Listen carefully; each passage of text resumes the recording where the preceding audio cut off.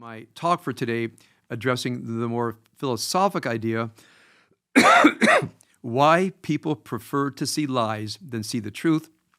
Put differently, why people don't care to discover the truth. Now, I have to tell you, as someone where, and I'm going to say honestly about myself, I care much more about finding the truth than belonging to any group, being ideologically beholden to any idea.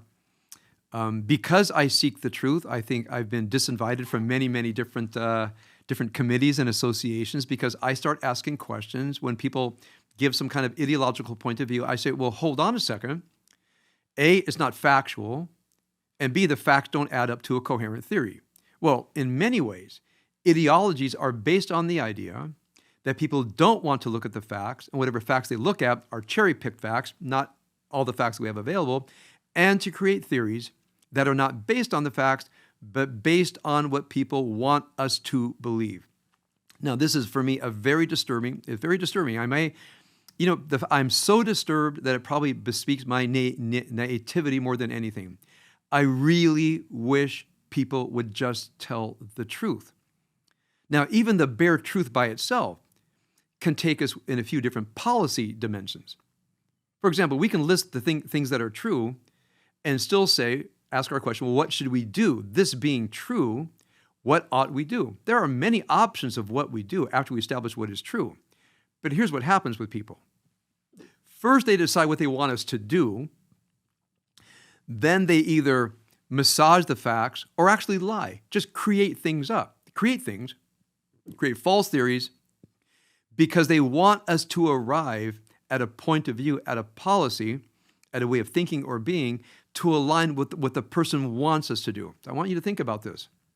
Lies, in a way, are not simply my holding back information from you, but a kind of a demonic evangelism. I want you to believe my corrupt truth. We may use the word truth in such an insincere way.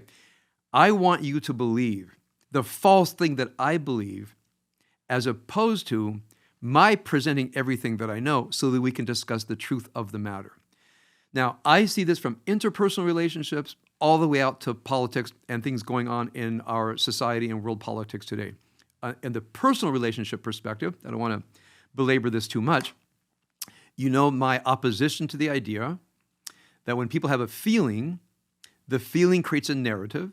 The narrative has a sense of truth, and people act on the narrative, and they say things that aren't true because they want to convince someone else of their narrative because the narrative justifies the feelings.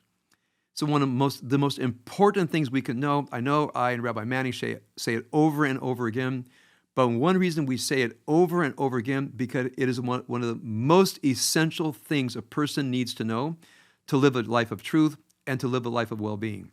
Your feelings lie. Your feelings might not be connected to reality. Your feelings are created in some part of human consciousness that does not care about reality, what is true, but cares about staying loyal to a narrative, and our narratives are oftentimes not connected to truth.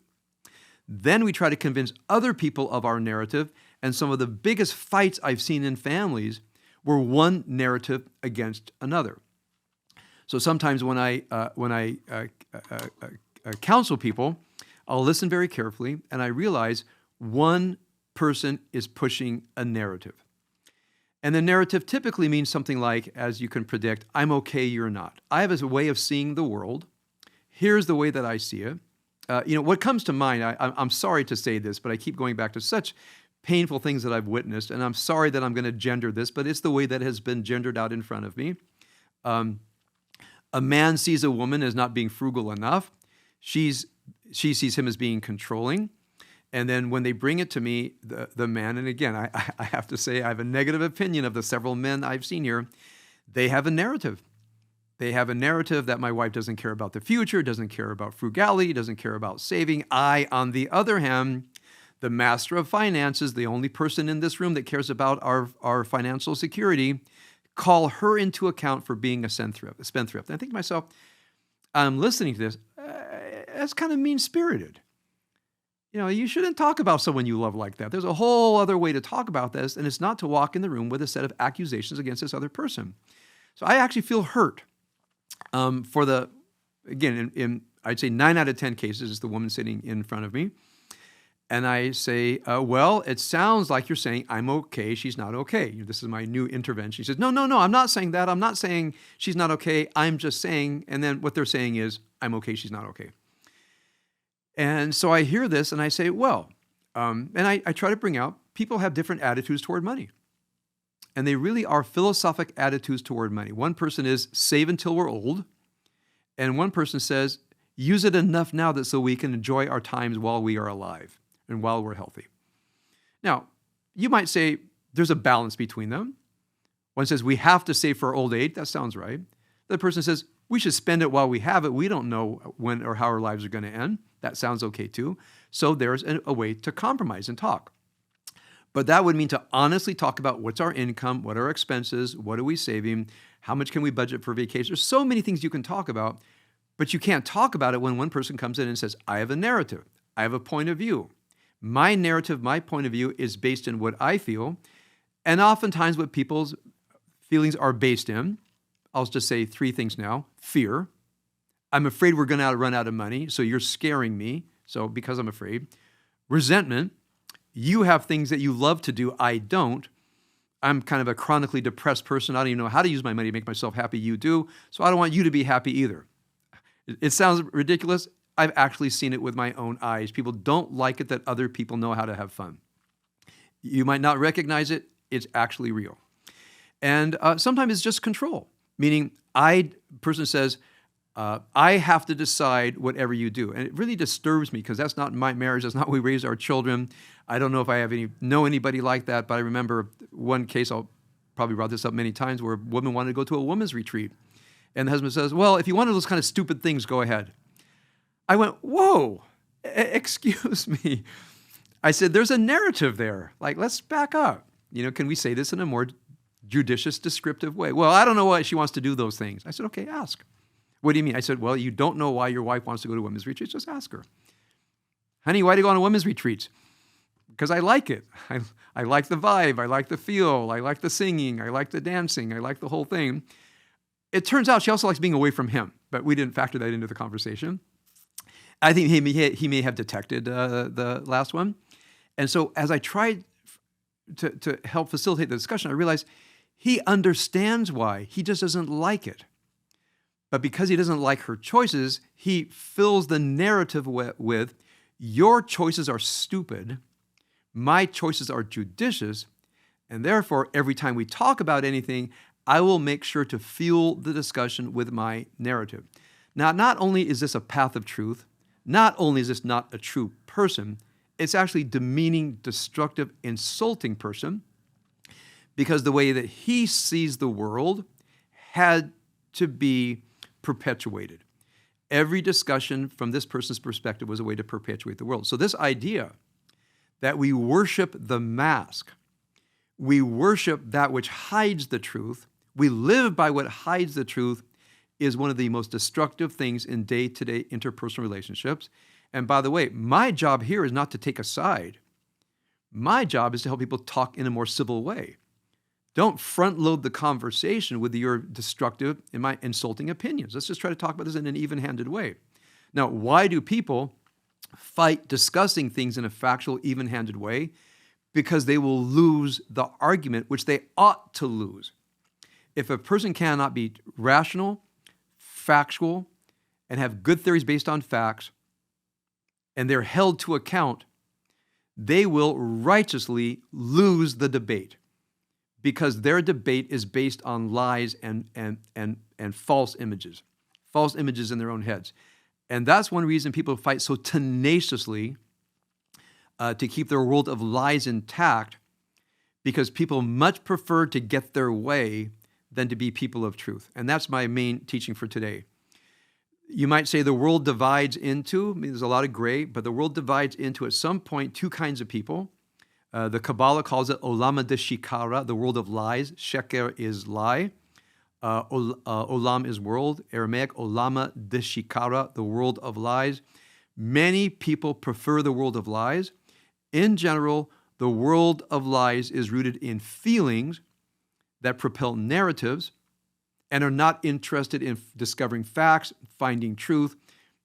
And my definition of rational is a person who knows how to discover all the facts and is not afraid to discover all the facts that matter. And number two, build theories based on facts. That's what I call a rational person. By the way, just to extend this, a reasonable person is a person who's willing to reason about this. So, for example, you and I might disagree on some issue. I've studied the facts as well as I think I can. I've created a theory that I think fits the facts. And you might come to me and say, well, I have the same mastery of facts, but I have a different theory. Well, what do we do now? That's called reasoning. Reasoning means two worldviews that are roughly based on facts that have produced different theories, which is entirely likely and maybe even good, because we don't live in a fascist society where somebody says there's only one theory can match the facts. For me, that's kind of an intellectual fascism. Pardon me, we talked about this at my Tuesday night philosophy class. Intellectual fascism is a person who says there's only one set of facts and only one theory that matches the facts. Anything else I oppose, usually by insults and a raised voice. Okay?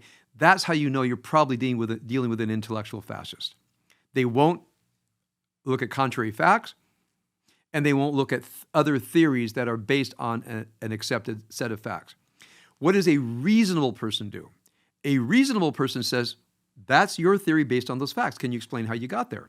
And they make a reasoned case, not one by declaration, not one just by asserting it, but actually the tissue of reasoning that connects facts to theories.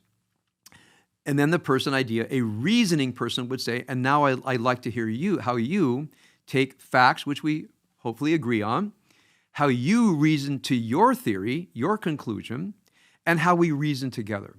Now, as you know, from my perspective, reasoning with others, especially people who are open to seeking out the truth of all the facts that are available, a person who has the integrity to create a theory based on facts, and the last step, a person who's willing to reason about all of this. In my mind, this is truly a Jewish ideal. It's the ideal of many, certainly cultures and societies. It is a particularly Jewish ideal. Based on what? Based on Talmudic reasoning. The Bible is our foundational text. It's the Talmud and the Midrashic literature that actually creates what you might call Jewish consciousness, especially the consciousness of machloket, which means reasoned differing about an issue. Structured reasoning, one thing that the Talmud is, it has a few dozen different tropes on how to move forward in a reasoned discussion, to the point that the truth is obvious because everybody has reasoned, which means truth comes from reasoning. I know it sounds a little bit odd. It's a foundational part of Western thought, so-called natural law theory. It's also an essential part of Jewish thought in the Talmud. Reasoning takes us to truth. If you don't know how to reason, you'll simply have to take truth on someone else's word, meaning dogmatic truth. Actual truth is achieved through reasoning. Even spiritual truth is achieved through reasoning. I can give you examples today. So reasoning is that which makes us most human in figuring out what our lives are. Remember, a reasoning person wants to gain all the facts, not restrained by feelings and emotions and prior existing thoughts, prior existing dogmas.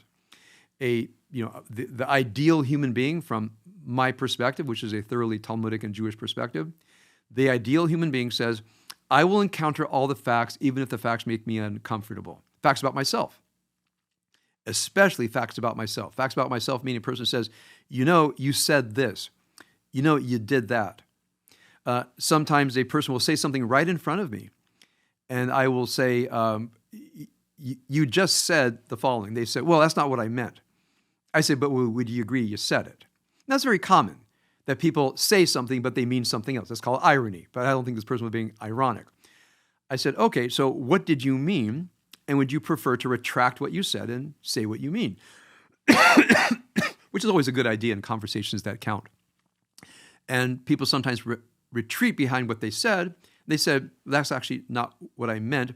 Now, here is again, as a counselor, it's a very slippery moment because in my opinion, they actually meant what they said the first time. They just don't want to be accountable. So instead of saying, I shouldn't have said that, that was mean, that was a put down, that was harsh, I retract it, I apologize, let me say something, having reached into the deeper interior of my being, say something more true to my substance as a human being. They don't say that. What they say is, oh, that's what I said, it's not what I meant. And I want to say, we both know you meant it. You just meant it from a destructive place. So we all have many different levels of consciousness, some destructive, some non-destructive. You can retract destructive consciousness and say, I apologize, I shouldn't have said it. That's why we have apologies. And say, let me access a deeper, more true part of my being and say something from that place. That would be a mensch, right? That would be a degree of saintliness, not to hide behind, I didn't mean it. So from my perspective, as I looked at the person in front of me, I thought to myself, well, there's a fact about yourself that you're not seeing. It's not my job. I want to just get a marriage back on track. It's not my job right now unless the person really wants to go further into spiritual growth. I want to say to all of you about this anonymous person, the fact is this person has incredible capacity for meanness and harsh language and refusal to be accountable. Now, I looked at the person, and I got things back on track enough and gave this couple of some skills, but I went away with an uneasiness that a person has not been brought to consciousness and doesn't even know a fact about themselves, that they have such capacity for not only harshness and meanness, but mendacity and refusal to be accountable. Now, just think of now what we mean by a rational person. I'll accept all the facts, even facts about myself that I don't like. And someone wants to point out some fact about myself, something I said, I'm not going to get mad. I'm going to listen. I'm going to say, well, it might be true. Because if I care about being a true human being, I'm not defensive. If I want to be a true human being, I want to be accountable. Because the truth is more important than my retaining my ego self-identity. My ego self-identity is disposable if it's getting in the way of truth. I want to be a person of truth. I think everybody who's come here on a Shabbos morning would agree. You want to be a person of truth, not a person identified with a false ego self-identity. Your masaka, your mask, as it were. Secondly, let me build a theory based on these facts. And my facts and my theory are open to scrutiny of a good discussion partner. Meaning I am open to discussing all of this. So I want you to think what I'm offering to you very much based on my metaphoric philosophic study of our Torah portion, is that the mask is what we put as it were, we wear a mask to others, please don't see me. We worship the mask as opposed to getting at the facts of the matter so that we can develop rational theories. And I know it doesn't sound very spiritual, but I really have to impress upon you. If you look at, at any good book on character formation, we spent some time studying Aristotle's Nicomachean Ethics in the Tuesday night class. It's so powerful that every great teacher of character has taught you have to be rational. If you want to be of good character, you have to be rational. To be rational, you have to accept the facts about yourself. Be accountable. Do not be defensive. Accept what you hear and work with it. A rational person can develop good theories, and if you don't like the theory about yourself that you've uncovered, you can change yourself. You can transform yourself. I want to now end that. I have a few words about politics to say, and then I'll take any questions. So this is the great pain as I look at what's happening in Israel, and I want to share with you my factual basis. Part of my factual basis is I know the army of Israel. I've studied the army of Israel. I'm not Israeli, but I know countless Israeli soldiers. I know commanders. I know people in anti-terrorism units. I know people in Golani, people in Givati, people in Sanchanim. They're not murderers. I know it feels terrible to say it, that we have to say it. They're actually not murderers. I'm not saying now and then you don't have some person who's an evil person here and there, or a person who's completely lost it. But as a culture, they're not murderers. They can be rough, for sure, when they're facing the enemy, but they wouldn't massacre civilians. Now, so when I read about the recent thing about the food trucks, and I saw the videos, and then I asked myself, what happens with hungry people? Clearly, there's something in the way of getting the humanitarian aid into Gaza. There are many political issues because many people say that the humanitarian aid is actually feeding and funding Hamas, that they're capturing these trucks, taking it on their own, and then selling it. Now, it's a terrorist organization. We factually know that. So people who are willing to butcher people are probably willing to steal cargo from a humanitarian aid truck. It seems to fit. Which means people are not getting the food that's going in. I think that's reasonable to assume. The trucks going in are hijacked by Hamas, taken down into the tunnels, and sold, and they're restricting it as a way to maintain power. Is that reasonable? I think so, from what we know of Hamas. The truck comes in, people go toward the truck, mass toward the truck to loot the truck because they're hungry. The truck driver hits the gas, perhaps thinking that he would be killed, right? Now, as I'm watching the video, that seems to be borne out by what I see. I've read a lot about these disasters of people trampling each other. I think I saw that. The Israeli army said, a few people turned toward them and tried to rush them, and they shot at people. They didn't say they killed them. They said, we did shoot about 10 people. Some say we aimed at the legs, but maybe we didn't hit the legs. The world now says the 100 or so Palestinians that died in that catastrophe were murdered by Israelis. My breath was taken away. A headline, if I'm not mistaken, the New York Times says 100 Palestinians killed in strike. You mean an Israeli jet went over, saw 100 civilians around an aid truck and sent in a rocket just to murder people? Is that what you're saying? So I'm looking at journalists, I'm looking at heads of state, and I'm thinking to myself, especially heads of state, they have intelligence services.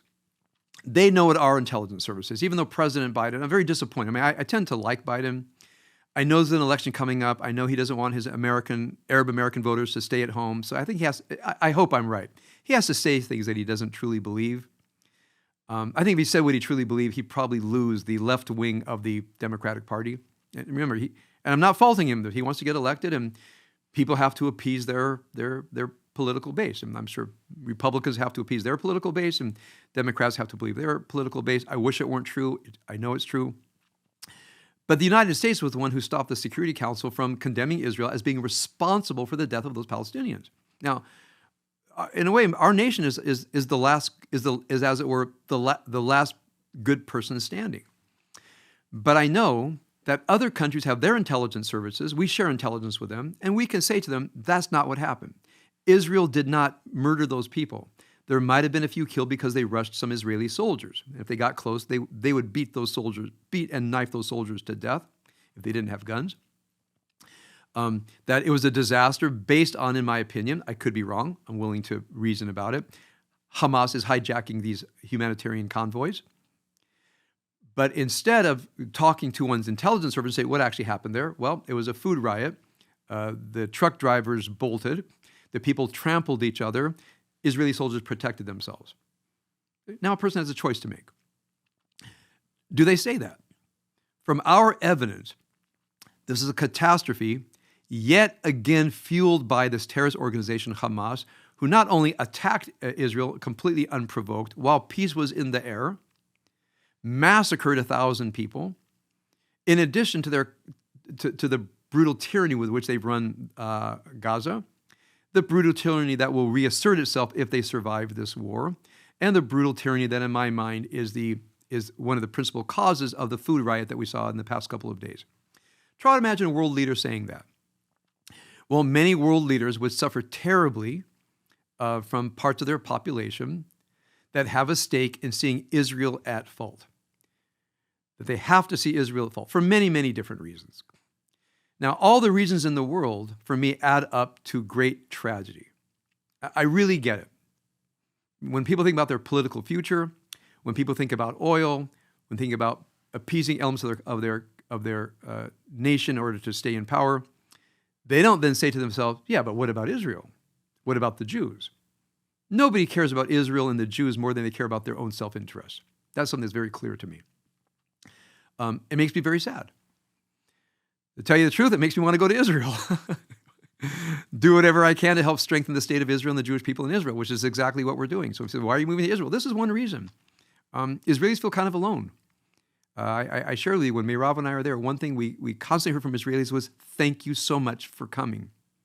People saying we feel isolated, we feel hated, and the fact that all these foreigners, many non-Jewish foreigners, when we show up, when we help, when we volunteer, they take it personally because it's meant personally.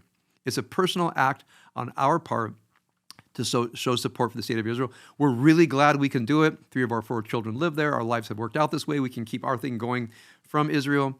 It's really important for us to be there.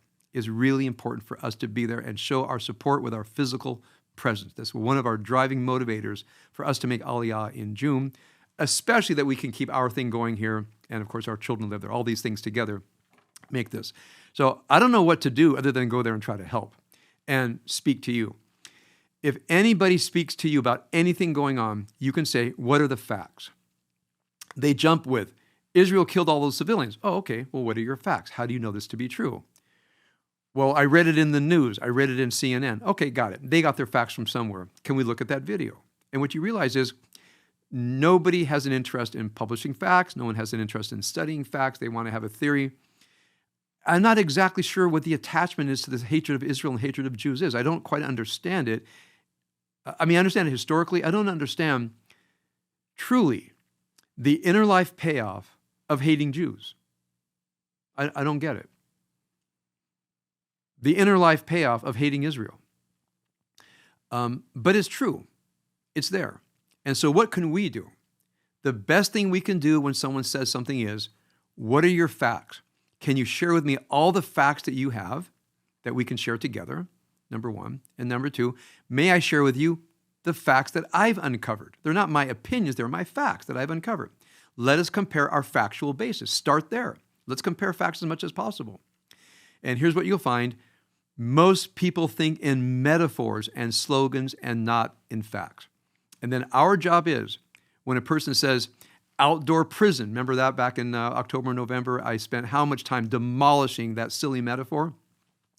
I still hear it, and I say, what are the facts? So the way you have to fight this, I counseled a college student, by the way, who was running into this, and I said, how much have you studied? I said, I have a dozen videos up on YouTube. Have you listened to my videos? No, I want to argue with these people, but I refuse to study. I said, well, good luck with that. And I wish there was more at stake than you're getting a date, in your college dorm arguing about Israel. There's a lot more at stake than you believe. You really should get informed. Either what I said and a dozen sources on the internet that have the right information. There's a lot at stake. So what I want to say to you is there's a lot at stake for what I'm saying today in just how you conduct your interpersonal life. Be a person who's rooted in being a person of truth as opposed to maintaining your ego self-narrative. Search for facts even about yourself. Be accountable. Be beholden to the truth and not your narrative. When you're with another person, do you have a theory of them that you're acting on? Do you have something in your ego self that does not let you see them, but rather the mask you've put on them? Let's be a person of truth at every level that we can be. It is not easy. If it were easy, I wouldn't be talking about it. If it were easy, I wouldn't have spent my life trying to do this with myself and teaching it. It is not easy.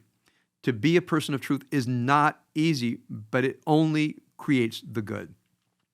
And then if we can take that out, and again, I'm particularly concerned about Israel, master this approach, and I would say engage with other people in a calm way, a rational way, and a reasonable way. And I think we can start to change one mind at a time. You change one mind, who knows? They might become an advocate of this position. They might change 10 minds, and we can start to turn things around. So let's all be people of truth, stand for being a people of truth, be agents of truth, and God willing, we can fight some of these truly, truly destructive forces in the world today.